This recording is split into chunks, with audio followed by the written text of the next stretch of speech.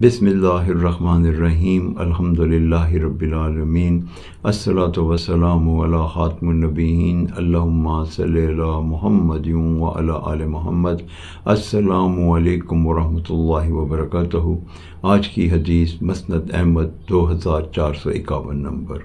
हज़रत अबू हुरैरा रज़ी अल्लाह ताला अन्हो से रवायत है कि नबी करीम सल्लल्लाहु अलैहि वसल्लम ने इरशाद फरमाया, जिसने अच्छी तरह मुकम्मल वज़ू किया और मस्जिद में गया और देखा कि वहाँ नमाज हो चुकी तो उसको उतना ही अजर मिलेगा जितना उन लोगों को जो उस नमाज के लिए हाज़िर हुए, और उनके अजर में कोई कमी नहीं आएगी। इस हदीस मुबारक का ये मफ़हूम है कि अगर कोई शख्स बाजमात नमाज के लिए जाता है, उसको वहाँ जमात नहीं मिलती और वहाँ वो नमाज अदा करता है तो उसको जमात का अजर मिलेगा। अस्सलामु अलैकुम व रहमतुल्लाहि व बरकातहू।